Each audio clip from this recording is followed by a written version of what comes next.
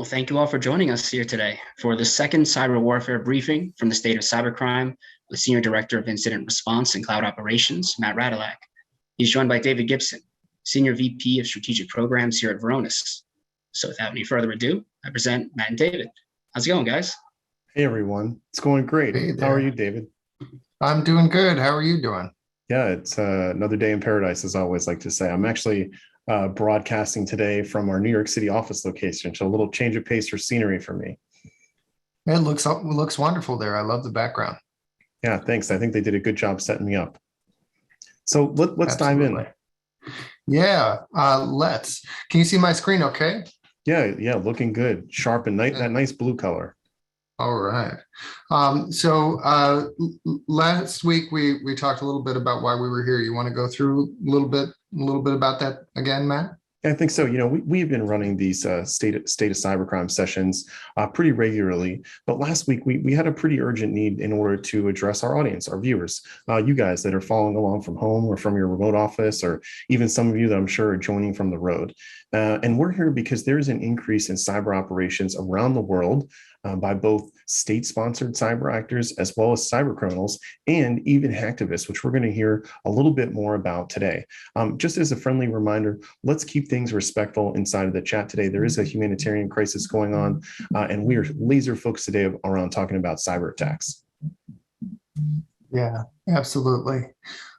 So I think today we're going to go through Conti Leaks, Hacktivism, Ukrainian Army, as you said, some interesting stuff coming out about Nvidia, as well as Samsung, talk a little bit about Trickbot, some new legislation, and then get into mitigations. So you want to kick us off around Conti Leaks, Matt? Yeah, definitely. Let's talk a little bit about Conti Leaks and just a follow-up from our last session. So we introduced the fact that Conti is a well-organized cybercrime organization. And what happened was they posted that they were pretty pro about everything that Russia was doing. And then they actually had all of their chat logs posted online. Now, in our session last week, we talked about the spider web of connections between different Conti actors and really what that meant as far as the first lens we ever had into a well-organized and actually fairly large and distributed cybercrime network. Although we've done some more digging, and I think what you've got to share, David, is that there are a few different roles inside of a cybercrime organization. And what are those roles, and what does that really mean from a day-to-day operations standpoint? Yeah, it's really interesting how much this uncovers. By the way, if anybody wants to go read the translated versions of these Russian chats, there's transcripts up on the link on the upper right-hand corner there of the screen. But what was interesting here is the breakdown. You can see there's like a main group. There's people that are responsible for reconnaissance or OSINT, people that do reverse engineering, people that write new code. So it's really kind of an architected machine there, and you can kind of see how they've been so successful. You can also see how much they're paying people. It looks like if you add this up, the burn rate is about 168,000 per month, which is about 2 million a year that they're paying out to the different employees, really. So that gives you kind of an idea of how much they must be making, or, through the extortion means as well.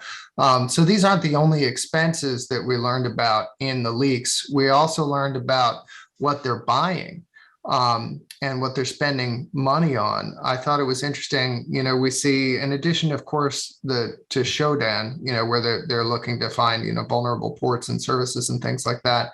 They're also doing a lot of research using some of these kind of tools that are potentially used by marketing, like Zoom Info, where they can find information about you, signal hire, who's going and coming and going from different companies. Spiderfoot shows you, I think, which technologies people use. I also thought it was interesting that they're spending money on security technologies like Sonic Wall to poke holes in or try to find vulnerabilities in. And then Carbon Black, there was an interesting discussion about trying to buy that. They couldn't get it directly from Carbon Black, so they had to go through a third party, and they talked about spending 30K or so to acquire that, presumably to find vulnerabilities in as well. And all this is, stuff that they're using in their attack flow. And Matt, how about taking us through what we see in terms of their attack flow? Yeah, definitely. I also just wanted to highlight, I actually think maybe almost a year ago exactly, David, we were here and we were talking about the dark side threat actor group and how they were really one of the foremost in ransomware as a service operations. If there's one thing, even before we dive into the attack flow that I want our audience to take away, is that these ransomware as a service operations, they have roles, they have budgets, they're hiring people, they're doing, open source reconnaissance on both the employees that they're trying to hire and use themselves, as well as their targets. And they're even using things like a supply chain. And we'll talk a little bit more about that when we dive into the attack flow. First thing is, there are some similarities to this attack flow that we saw with the Russian state-sponsored actors that we went over just last week. Like, for instance, using open source intelligence. Open source intelligence is used by hackers, hacktivists, and the good guys in order to find out what's going on, what things can be attacked. Maybe there's some vulnerable web-facing servers, or maybe even they're just trying to find information about people that they want to spearfish. But a big part of the Conti toolkit is doing remote vulnerability scanning, where they're trying to find hosts, ports, and protocols that are exposed to the web that they're able to launch attacks to remotely. Now, in terms of getting access inside of an organization, though Conti really tries to, in order to get that initial access themselves, they do often leverage initial access brokers, or someone whose job it is just to do the initial intrusion, and then they're going to buy that intrusion or lease that intrusion from another cybercrime ring in order to get initial access inside of an environment. They're also going to leverage a lot of known exploits into remotely exploitable gateways for things like Sonic Wall or even things like F5. And there was this other tool that you were able to identify, David, this WUD-FRUD. Can you tell our audience a little bit about what that is? Sure, that's Windows User Mode Driver Framework Reflector. Apparently, the driver framework is a framework that lets you write drivers in Windows, and there are three components in it, one of which is this reflector driver, which facilitates the communications between the host processes and the applications. And this is a kernel mode driver. So though we don't know anything really about the exploit or the viability, the potential there, since it's kernel level, seems to be there. Now, and in terms of lateral movement, this is where we're going to see one of the first cross-pollinations between different hacker groups and their toolkits. So Conti will actually leverage Trickbot in order to move laterally throughout a network. They'll also leverage things like Bloodhound in order to do session hijacking. Now, we talk about session hijacking a lot when we do our attack labs or our attack simulations, where we show in a lab environment what it's like from both an attacker's perspective and a blue team's perspective. And one of the things that we highlight on is how easy it is to extrapolate sessions or cookies from a victim's browser and then replay those cookies on another machine in order to impersonate that user. We also see them leverage a tool called Cowboy. Can you talk a little bit about that as well, David? Sure. Cowboy is a lightweight open source, small, lightweight HTTP server written in something called Erlang, which facilitates the command and control for them. So command and control over something like HTTP. Yep, exactly. So now let's talk about exfiltration. One of the main motives of Conti is actually to get data out and then threaten to leak that data online, in addition to doing things like deploying ransomware. And so they have a well-established toolkit of exfiltration tools like rclone and other off-the-shelf tools. And they also leverage public-facing websites like mega.nz and different virtual computing hosts in well-known and established data centers. Like, let's say that you're using AWS as a primary service, or you even host some of your own cloud compute there. It'd be very difficult for you to differentiate between traffic that's going to AWS that's legitimate for your own applications and traffic that's going to something like from malware or some type of intrusion inside of your network. And again, the end game is all about data for Conti. They want you to pay to prevent your data from being leaked onto the internet. And it's been quite successful for them. One of the things we found out in the leaks so far is that right around 2 billion in crypto has flown to Conti Bitcoin addresses. Wow, it definitely a lot of insight into how this group is working, how they're architected, and as you said, why they've been so successful.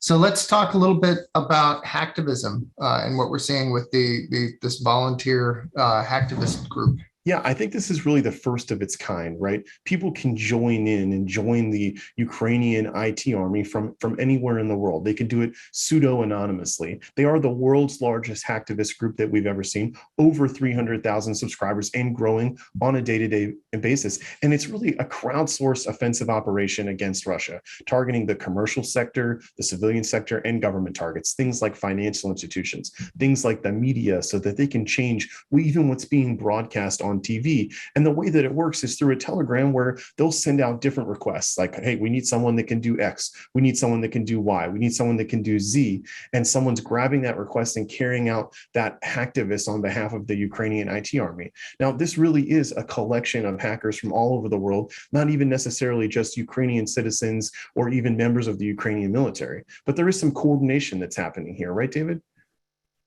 Yeah, I think we haven't seen anything like this where you've got that channel where it's kind of like, hey, here's a job, go grab the one you can do. Here's the target, task, go kind of thing.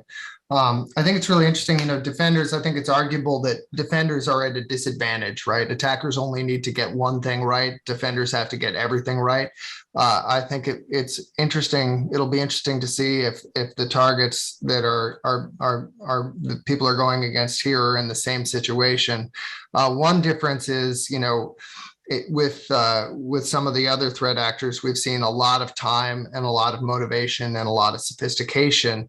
A lot of that sophistication we've seen, spill out into, into a lot of different groups, right? It's a little bit democratized. So we'll see if the same, if the damage is the same. Speaking of damage, one thing that's a little bit frightening is, these cyber attacks have a tendency to be kind of unpredictable. We saw that with NotPetya, certainly, they can go sideways. It's hard to predict how they're going to bounce. So, I'm hoping that there isn't a lot of blowback for this. And if you think about this as a tool from activists in general, one of the things that it has me thinking is, well, what's next? What's going to be the next group that assembles, and what's their mission, and what are they going to target, and why?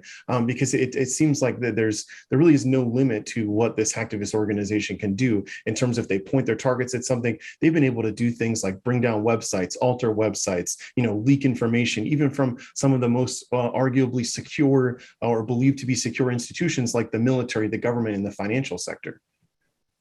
Yeah, it's interesting. I think on the other side, we could be all stronger for this, but I think it may also illustrate how fragile a lot of our internet and infrastructure may be, which is a little frightening. One thing that was interesting is measuring the impact of these attacks. You want to talk through this active uptime measurement? I think just to echo your point, right, the fragility of different IT systems, or even we could say the low resiliency, which is a concept we often talk with our audience about, how to be resilient to a cyber attack, how to anticipate and assume that you're going to be breached, and how you would recover from it. So as we look at the uptime measurements of different domains and different sectors, as observed from within the targeted nations in some different places, what you'll see is financial sector, government sector, all sorts of different entities being targeted and their services being brought down. So this was actually put together, I think, by an AWS engineer. Is that right, David? Yes. It was put together by Chris Partridge, I believe, and it's pretty interesting what he's put together to measure the efficacy of the attacks and the downtime of the places that it's almost like a scoreboard for the IT Army, right? Yeah, KPIs for the IP Army, right? Now, if you guys want to check that out, there's a GitHub link down there at the bottom. But this really had me thinking when we were putting all this together to address everyone today, what everyone else's stance was on hacktivism. And so I think if it's okay with you guys, if you could just take a second and answer this quick poll, we're really curious to see, where do you stand on hacktivism? And this has been something that we've had great debate amongst different security practitioners, whether you are pro hacktivism, joining this particular type of an organization and carrying out different attacks against another nation state actor or even civilian targets in a particular country, or maybe you're against it. You think this is a bad use of an otherwise good skill set, or maybe you think some things are okay during time of war. Maybe you haven't made up your mind yet. Really curious to see what our audience thinks about hacktivism. I also think this is a great chance, while we're giving everyone a chance to answer this poll question, to answer one of our questions that have come into the Q&A. So there has actually been someone in our audience echoed the fact that there's been a strong call for hacktivists to join this Ukrainian IT army, and that some people might be doing this from their company machines. And what could a company do to prevent someone from participating in hacktivism on a company device? Well, number one, you should definitely be sweeping for the presence of hacking tools on company devices all the time, and for different abnormalities that particular device might be exhibiting. But the other thing is, and I actually talked about this on the CISO series podcast recently, this is where having a strong acceptable use policy comes into mind, and being able to enforce that acceptable use policy in terms of what an employee is allowed to do with a corporate owned or corporate managed or corporate registered device. Yeah. Absolutely. I think it's a scary idea, right, to be the return address on one of these attacks there if you're not interested in doing that. So also the legality of this, I think, obviously is something we ought to remind people of, right? That as a CISSP, I'm not supposed to hack back, right? And certainly it's there's some legal issues there. Legal, ethical, I think really there's a lot of gray area. And even amongst our audience, really interesting to see that people are pretty split. A vast majority of our audience thinks, desperate crimes call for desperate measures, but right up there and close next to them is actually undecided, unsure about how this is and really how this is going to shape the cyber world moving forward. Yeah, it's an interesting topic. Now, shifting gears from, sorry, go ahead, David. Yeah, I was just going to say, let's talk a little bit about NVIDIA. Yeah, this wasn't the only thing, the conflict in Europe, the hacktivism in Ukraine. It's not the only thing going on in the world. There's been a very, very large, prestigious institution, one that I imagine that chipsets, drivers, and devices could be in many, many homes of our viewers today, is NVIDIA being targeted by LAPSUS. Though they weren't the only one targeted by LAPSUS, I think Samsung was as well, and we'll talk about that in a second as well. So let's talk about this NVIDIA breach that has been pretty widely publicized already. A few key facts that I'd want everybody to know about. Number one is LAPSUS was able to take over 1 terabyte of data from NVIDIA, and they actually tried, you could call it a hackback. I would call it more of like a policy enforcement, but an attacker was able to register a rogue device to the company's mobile device management portal. And what NVIDIA was able to do when they found out about that was actually remotely wipe the device. So great use of that feature from the MDM, but unfortunately at that point, all of the data had already been backed up and copies had been made, including things like the personally identifiable information, usernames and passwords of tens of thousands of NVIDIA employees, and really notably 2 code signing certificates. And if you go and check out things like VirusTotal, you'll see that those code signing certificates are already present in malware samples in the wild. Now, when we think about the Samsung hack and the NVIDIA hack, both include the leaking of what otherwise would be considered proprietary information, as in things that would be key to the company's intellectual property. And one of the things that the LAPSUS actors were trying to do is really demand that certain drivers and other types of design information be made open source. Yeah, this was a strange a little bit different than asking for 5 million in Bitcoin or something like that, right? Right. Well, you do kind of wonder whether this would help the crypto mining efforts, because I do believe some of the GPUs are related to the crypto mining, right? So understanding that, and would certainly give them a leg up. I also think the other thing, and I'd be curious just to see if anybody wants to put in the chat, has anyone else been having a hard time actually getting a graphics card? Maybe this is an effort by LAPSUS to correct that problem, which maybe could even be seen as its own form of hacktivism. Yeah. That could be. You people in our audience already chiming in that it's really hard to get a graphics card, by the way. Yeah. One interesting thing, if I got this right, is a couple of they're expired, but their code signing certificates were also stolen from NVIDIA. So this is basically making it easier for malware authors to craft malware that is now signed with these certificates that are still accepted by Windows, or Windows still considers them valid certificates, even though they're expired. If you want, you can go to VirusTotal and search for samples that have been signed by these certs already.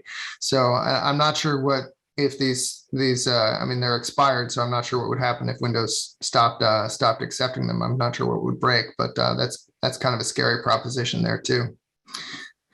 In another development, this is kind of continuing. LAPSUS also claimed to have breached Samsung. You want to talk a little bit about that?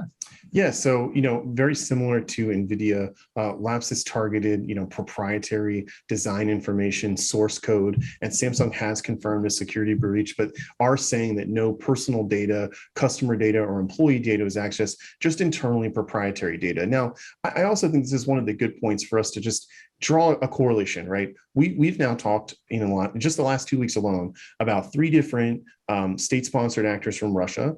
We've talked about 3 different cybercrime organizations, now talking about LAPSUS. And one of the things that they have in common is that each one of these attacks are going after and stealing data, right? And in each one of these attacks, at these places that we might otherwise seem and consider to be very sophisticated, they were successful at exfiltrating this information and leaking it onto the internet. In a very short amount of time, right? I mean, it kind of, when we talk about the blast radius, how much data is available by a single compromised user or so. And I don't know whether it was a single compromise, but certainly I think these attacks were like lightning fast, right? Like a week long, and then a terabyte of data. Right. Yeah, it's crazy. And in terms of the Nvidia breach, I think the deadline was today or so. So I'm kind of wondering. Yeah, I want to say it was last Friday, and I'm curious what's going to happen next. Yeah. And again, curious. And we're reading all the things that are coming through in the chat. If anyone in our audience has any hypotheses about what's going to happen next with LAPSUS and NVIDIA, the time has passed since LAPSUS said they were going to release some information online, but it doesn't seem like anything has happened yet. My daughter is homesick from school, so she has just asked me if she can play the island on Roblox. Please chat in if that's an appropriate game. Yeah, if that's something that you should let your children play.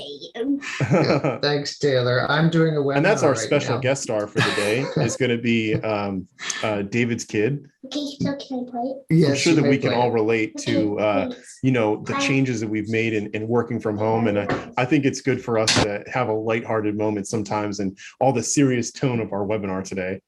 Absolutely.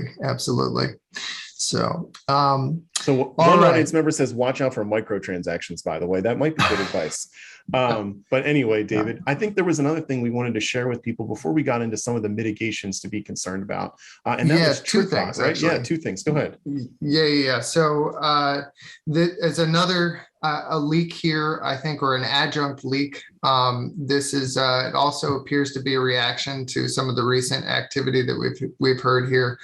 So we've got some work to do to decipher the contents of this leak, and hopefully we'll share some of that with you as soon as we possibly can.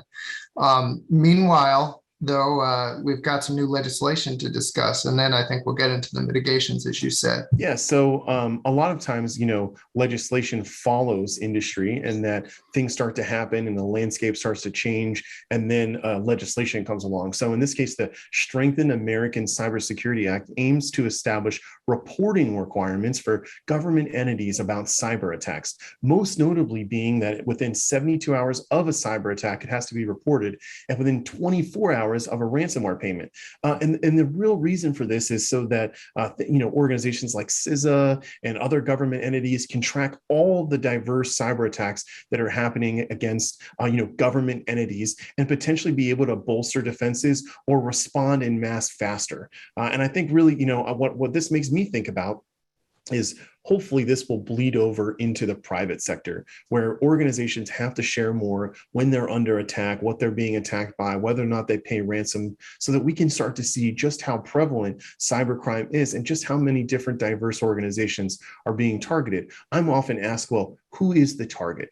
Right. And the answer, if you haven't figured it out yet, is everyone. Having that assume breach mentality, having to be able to then report, it's really going to open the eyes to, everyone in industry about just how prevalent cyber attacks are.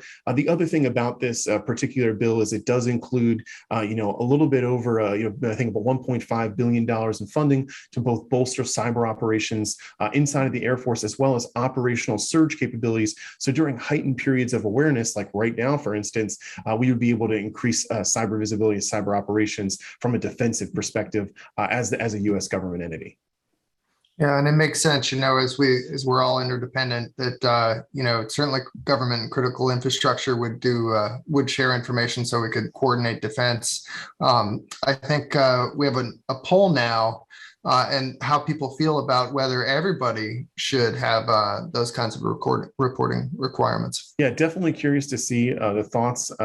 Whether or not all organizations, public, private, government entities should have incident reporting requirements and ransomware payment reporting requirements.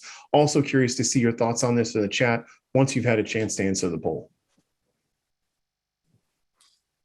Yeah, certainly it certainly seems like it makes sense from some points of view. I can imagine it'd be pretty arduous for others.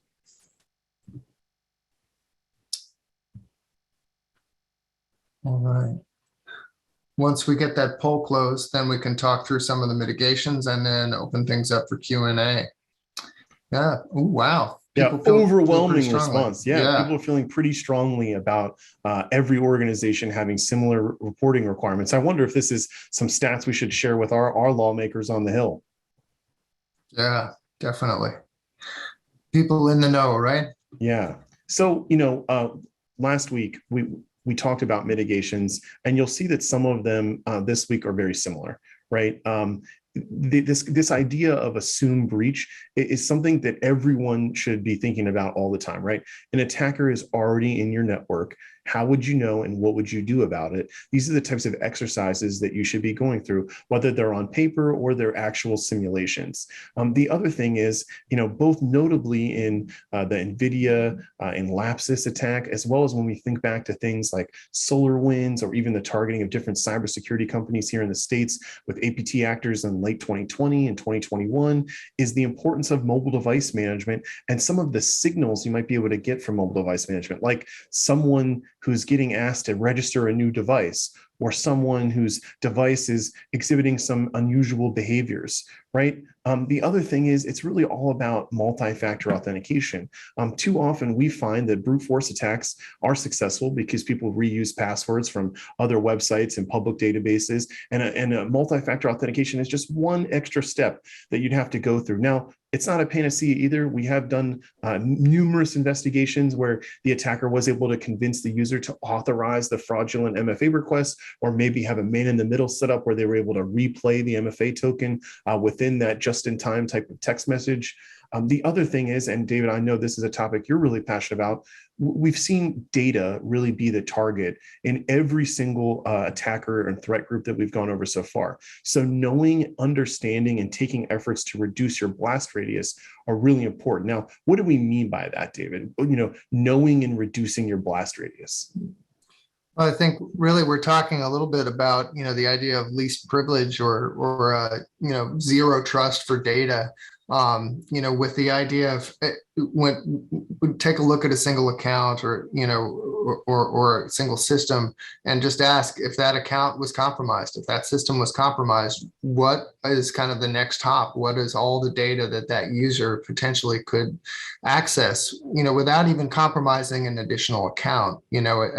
Attackers will obviously move laterally and go find access to data through multiple accounts if they need to, but let's make them need to, right? The more work that they have to do, the more hops that they have to traverse in order to get access to the data, the more chances you have to catch them, right? I think this is something that even the Conti Leaks showed us, right? You were able to read some of the chat messages that were going on during actual intrusions and the frustrations that attackers experience when they encounter different security controls.